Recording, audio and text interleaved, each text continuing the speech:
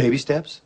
It means setting small, reasonable goals for yourself, one day at a time.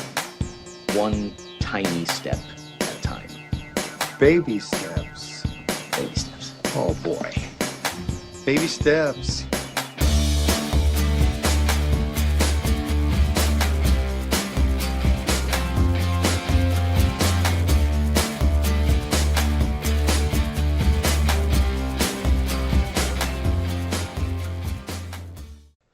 Hello, my name is Jay, and what I'm going to talk about is something that happened about a week ago. So, there was a group mingling thing that was going on at a barcade that I went to, that I had planned on going for about a month. It was something that I thought was an environment I would be comfortable in because I had been there before. Maybe talk to some people, maybe not a lot of people, I don't know. If I just talked to a few people, good enough for me. I've been to these kind of events before, or at least I've been to like in-person events before that had a lot of people. Not this many. This one had like over 200 people show up, which I knew beforehand, but what I didn't know was how I was going to react to this place after showing up. Let me give a bit of context. So, I had invited a friend to meet at this event. I thought it would be easier doing this thing if I wasn't on my own, if I had sort of a wingman or just somebody to, if I really crumble, if I really fail, at least there's someone there that I can sort of rely on, or just someone there that I can complain to, and well, I definitely complained to them. So here's the thing. The event started at 9 p.m. I arrived like 10 minutes early. I had a Zoom call at like 6 o'clock, 7 o'clock the next morning that I had to take, that I had to be a part of. So I was giving myself like an hour, hour and a half at the most. At the time, it wasn't just people for the event, it was other people as well that were here. It's a barcade, so there were just people there playing arcade games already. So anybody that was going to the event, the host would just be like, just go outside, everyone's outside. So I kind of headed towards that direction, got freaked out, and then walked into a line where people were ordering drinks. I had no intention of ordering a drink. I just needed time to sort of cool down, let my heart slow down a little bit. I just needed time to relax. When I get up to the counter, I just say like, hey, do you have any mocktails? I don't drink. They say, no, we don't have any. The closest thing we have is like Red Bull, or you can get like a soda. And I'm just like, okay, I think I'm fine, but thank you. As soon as I turn around, I see the door right to the place I'm supposed to go to. I'm walking toward the thing, and then instead of going out the door, I go to the left and just keep walking. I go to a place that I am very familiar with the last time that I was at this place, the only other time that I was at this barcade, which is one of the corners of the place that has skee ball and a bunch of like shoot 'em up type of games. And I just thought, okay, let me just hang out here for a little bit, just kind of cool down. I'll wait for my friend. When he shows up, then we can tackle this thing together. I am in that corner for an hour waiting for my friend. And in that amount of time, I could have convinced myself, let me just push myself, let me just go out there, let me just see how it is. But I don't do that. I have it in my mind that I need to wait for my friend. Not as a courtesy, but because I have now convinced myself that I cannot do this without him. Which is dumb, because I just kind of invited him on a whim. He wasn't part of this thing, I just sort of invited him to it. So, if he wasn't supposed to show up, would I just stayed in that corner for an hour? I don't know. Would I have even shown up to the thing? I don't know. Was me inviting my friend the thing that made me go, oh, you know what? I can go to this thing now. I'm not going to feel so weird about it. I don't know. But I know that if I was there, I would have tried to push myself. This is what I did in another event, an event that was really awkward and really uncomfortable, but I pushed myself, I spoke up, and I couldn't do that this time. I chickened out. And the reason I chickened out is because I felt that I had a safety net that I could rely on, that I had a backup plan that was going to help me out in the situation. And when that fell apart, I got upset because I started relying too much on this backup plan. I started relying too much on my friend basically being my shield throughout this event. When I think back to it, that is basically what I did. I didn't invite him because I wanted to hang out with him again. I mean, yeah, it had been a while. That would have been great. That would have been awesome.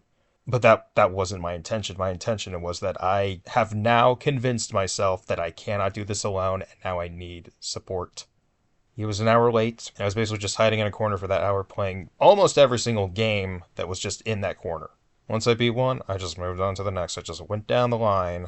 Eventually, I would have probably just made it all the way down to the very, very, very end of the corner, right against the wall.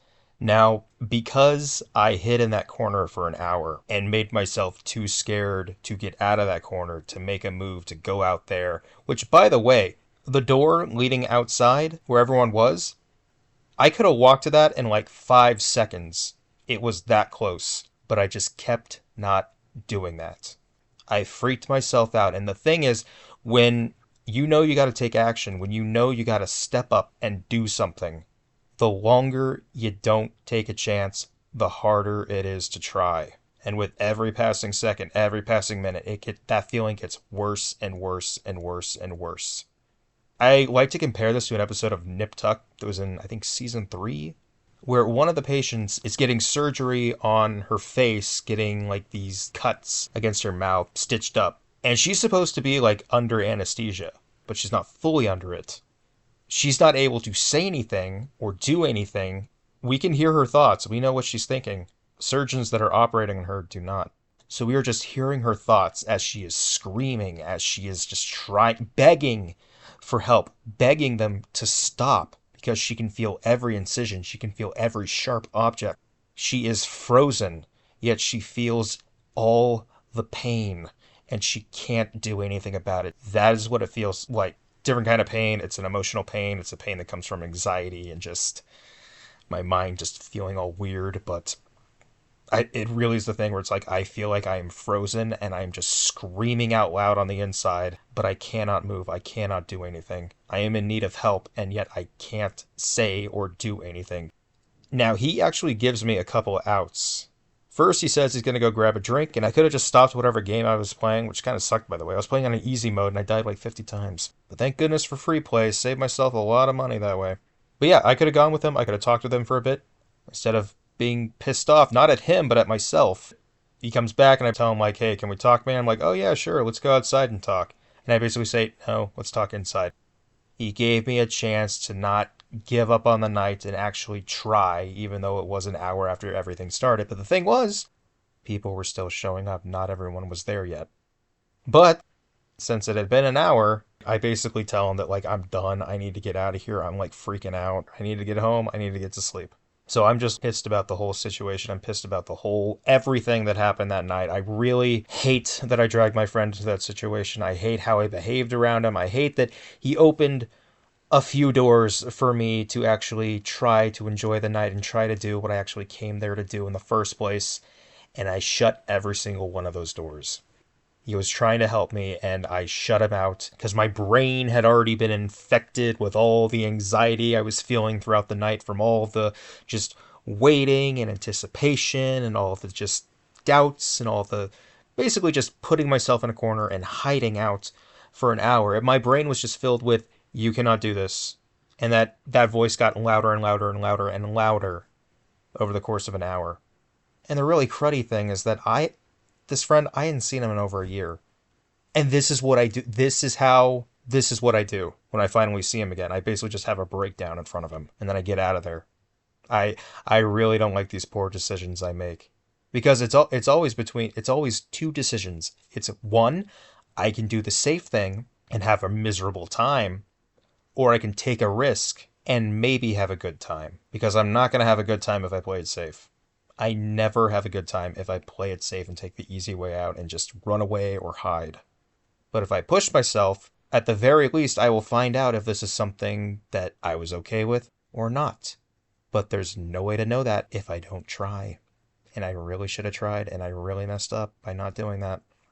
I rely so much on predictability. I need to know how something is going to turn out or how it's going to be if I'm going to be okay with it.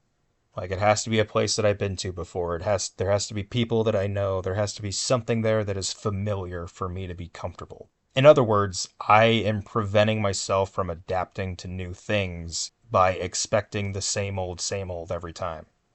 Which is no way to live life, because my life has been nothing but the same stuff every single day, just lying around doing nothing. Not only is that predictable, it's really boring. It's really unfulfilling. Only way I'm going to get out of this funk is if I take a risk, which is scary. But the cool thing about taking a risk, it's a coin toss. It could be good, it could be bad, But guess what? It's always going to be better than playing it safe. I will actually learn something instead of just doing the same old, same old. That's pretty much all I wanted to say about the situation is that I put my friend in a horrible position that I should not have done in the first place. I shouldn't have invited him to the thing. That was me using him again as a shield, and that is the only reason I invited him, and that was a really horrible thing to do. I was too afraid to adapt to a situation. I was too afraid to take a risk. When the whole point of that event was taking a risk, talking to people that I don't know, that nobody there knows each other. Everyone there was taking a risk, but I couldn't make myself do that. So I guess this is just like a learning experience, which is that I threw myself into an event that I probably wasn't ready for. Also learned not to use my friends as a shield. If I'm going somewhere where I can say something and do something on my own, I should do that. And if it gets bad, well, guess what? I can get out of there anytime I want. I messed up and I felt bad about so many different things that happened that night. Now, it's been a week since it happened. I've been able to cool down and kind of process it a little better and a little more, but I truly believe that if I did not invite my friend and I still went to the event, I would have pushed myself to go out there because I've done that in other situations where it was just me. So, I think I'm just going to end it here. And unfortunately, I do still have a very long episode that I need to work on and edit on. When I went back through the recordings, it was in pretty rough shape. I want to salvage it, even if I only salvage like 5 minutes of it and it's still very rough, then so be it. But yeah, that episode's still coming. I don't know if that'll be the next episode. There's other stuff that I have planned that I want to talk about, but until next time, my name has been Jay. Thank you to anybody who found this, gave it a chance, listened to it. That's awesome. And, well, bye for now.